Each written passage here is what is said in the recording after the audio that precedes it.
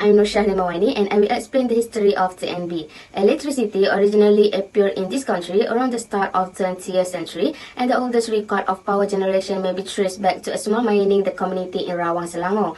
In 1894, two entrepreneurial people, Lokyu and Tempo Semi Pillai, erected an electric generator to power their mines, they were the first to employ electric pumps for mining in Malaysia, and marked the grand beginning of the narrative of electricity in Malaysia. In the same year, private supply for street lighting was extended to Rawang town. In 1895, the railway stations in Kuala Lumpur received their first electricity supply. Vision of TNB is to be among the leading corporations in energy and related businesses globally. Mission of TNB is we are committed to deliver the best product and services in driving our business to meet our customers and stakeholders' expectations. And now let's move on to SWOT analysis. On this part, we will explain 3 out of 10 points for each strength, weaknesses, opportunities, and threats. For strength, as we all know, TNB is Malaysia's largest power producer, which has a significant impact on the country's energy landscape.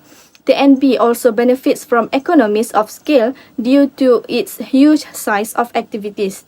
Secondly, as in 2018, the group's electricity sale increased by 3.5%. This demonstrates that TNB is committed in serving a bigger population and a broader range of enterprises. And the third strength is TNB's yearly income, which includes net income climbed by 18.7% in December 2019. The impressive income in that year demonstrates that TNB's financial stability and profitability. We move to the weaknesses of TNB. TNB exhibits a high daily greenhouse gas emission rate, primarily stemming from its power generation methods, energy sources, and operational inefficiencies. This contributes significantly to climate change, releasing gases like carbon dioxide and methane. Next, the TNB quarterly net profit initially rose to 1.1 billion but later dropped to 653.3 million. The increase was attributed to higher tax credit driven by reinvestment allowance incentive claims. The subsequent decrease was influenced by factors like rising operational costs, revenue changes, energy price fluctuation, and one-time expenses. Lastly, construction of utility poles and substations, possibly by TNB, is accelerating deforestation, which is seriously harming the environment. This leads to decreased biodiversity, altered carbon emission, habitat loss, and ecosystem disruption. To lessen this effect, TNB should implement sustainability practices like reforestation, responsible land use planning, or alternate building techniques. Next, I will be presenting the opportunities of TNB. First, the TNB Strategic Plan 2021 to 2025 aims to raise revenues from the solar system project for renewable energy for 30% of overall revenues. Second, in order to give people access to technology and convenience, TNB plans to upgrade the 1,400 mW and 75 mW generation solar farm located in Bukit Selambau, Sungai Petani. The other opportunity is there is a chance that a new solar substation in Bukit Selambau could produce jobs for locals for 16 to 30 months starting in 2022, whether as laborers, conductors, or project managers. Let's navigate through the challenges that have cast their shadows on TNB's operations. Firstly, the impact of the COVID-19 pandemic has been profound. The disruptive force of this global crisis has led to the suspension of TNB-operated projects and the enforcement of MCO. These challenges have significantly complicated operational efforts, introducing unprecedented hurdles that demand strategic adaptation and resilience. Moving on, the floods in early 2021 dealt a heavy blow to TNB. The East and South Coast areas experienced severe damage to infrastructure to built by the company. And consequently, TNB faced substantial repair expenses, posing a considerable financial strain. This event underscores the importance of fortifying infrastructure against natural disasters and exploring risk mitigation strategies. And lastly, as TNB embraces cutting-edge level systems such as AIS, we must acknowledge the potential impact on job prospects. While AIS enhances operational efficiency and cost saving, it may also reshape the workforce, potentially reducing opportunities for traditional roles. This shift emphasizing the urgency of proactive training and preparation for human resources to navigate the evolving landscape of work. For the strategy formulation framework, stage 1, I will start with the internal factor evaluation, IFE matrix. IFE matrix is a strategic management tool assessing a firm's internal strengths and weaknesses. It doesn't consider external factors like opportunities or threats. The NB's IFE score of 2.62 reflects its internal status. While the company has strength making it competitive in the power sector, weaknesses in finance, operations, and the environment need addressing for sustained competitiveness. TNB can improve by addressing weaknesses, leveraging strength, and taking proactive measures to enhance its market position and internal capabilities. Next, the EFE metric. It evaluates the NB's ability to manage external factors such as its capacity to act on opportunities and reduce threats. So, the NB has an overall EFE score of 3.08, meaning that it has a moderate external opportunities and threats. The NB has external challenges that could affect their ability to function and create money, even though they have various options to invest in renewable energy and enhance their brand. All things considered, the NB needs to keep an eye on the external factors and adjust as necessary to stay competitive in the ever-changing energy sector. For CPM metric, the NB demonstrates notable strength in price competitiveness, customer service, social responsibility, risk management, and global expansion, earning a total score of 3.65. In comparison, Sabah Electricity achieved a slightly lower overall score of 2.98 with strength in product quality, customer service, and infrastructure development. Meanwhile, Sarawak Electricity attains a total score of 3.24, excelling in product quality, customer service, social responsibility, risk management, financial position, and global expansion. Overall, TNB appears to be the better company as compared to Sabah Electricity and Sarawak Energy Berhad. Let's explore TNB's strategic landscape through the lens of the IE metrics. Starting with the residential segment, it boasts a robust financial record reflecting strong internal characteristics. However, to maximize its strategic position, the division must navigate external circumstances while capitalizing on its internal strengths. Shifting to the commercial segment, which currently displays a mediocre financial performance, strategic initiative focusing on leveraging internal assets and addressing deficiencies can significantly enhance the overall strategic position of the commercial division. Next, the industrial division showcases a balanced internal environment. This balance positions the division well, indicating the opportunities for strategic actions that enhance internal capabilities and leverage external opportunities. And then lastly, the other division, to maintain its strategic position, adaptability to external development is crucial, all the while preserving its internal strengths.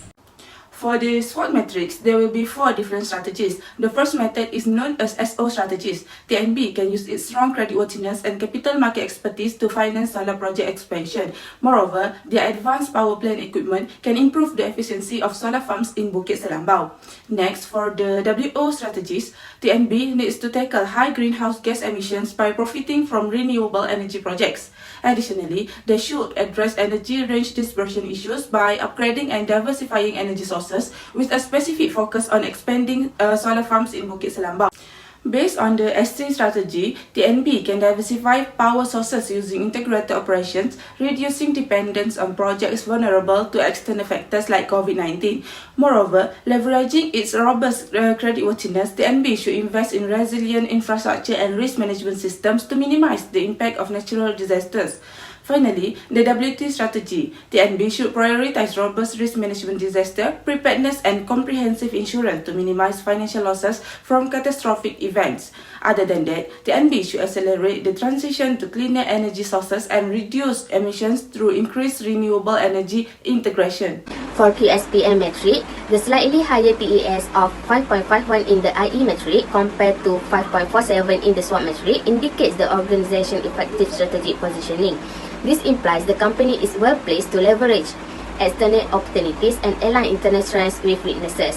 The elevated TES in the IE metric suggests a strategic advantage, particularly in capitalizing on its status as Malaysia's largest power producer and strong financial standing. The recommendations include prioritizing strategic expansion, innovation, and cooperation, the importance of a flexible strategic approach, external engagement, and robust risk management is underscored to navigate the dynamic business environment successfully.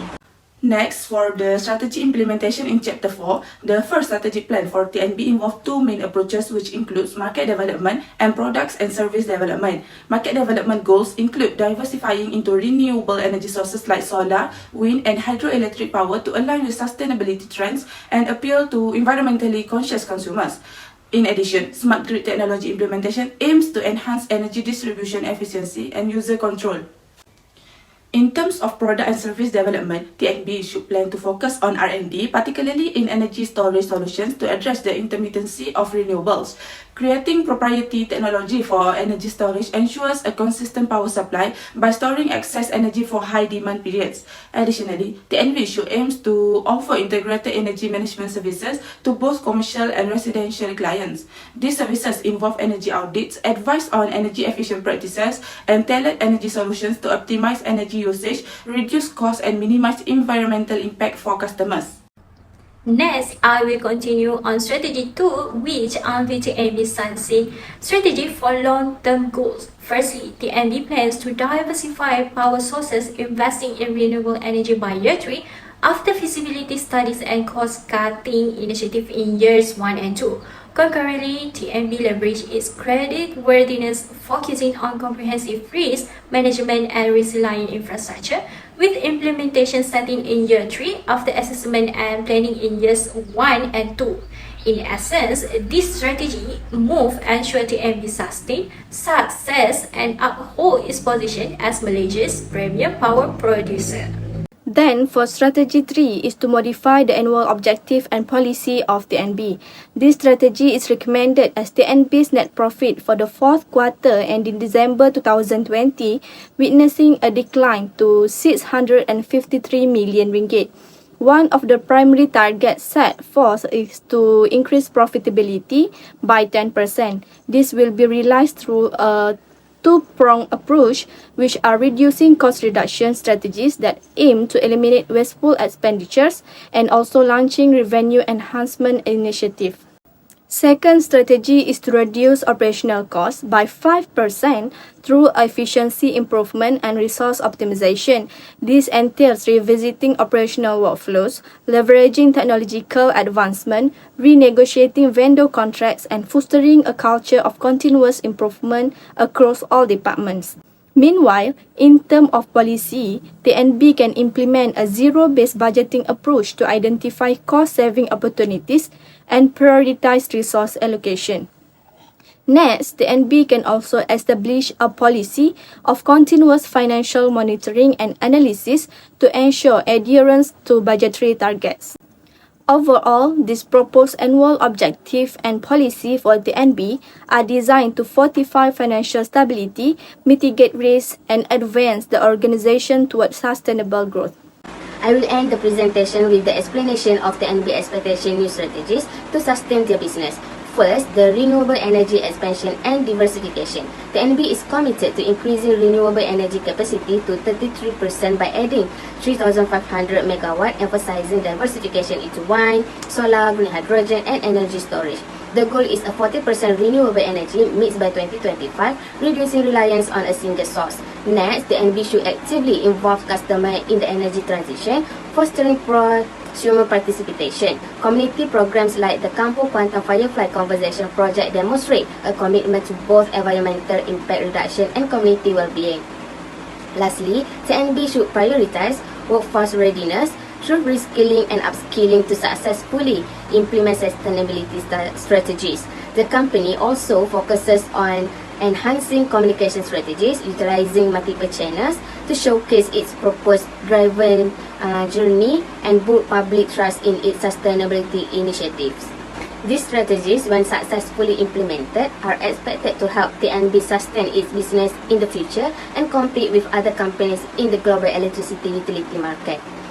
I think that's all for our presentation. Thank you.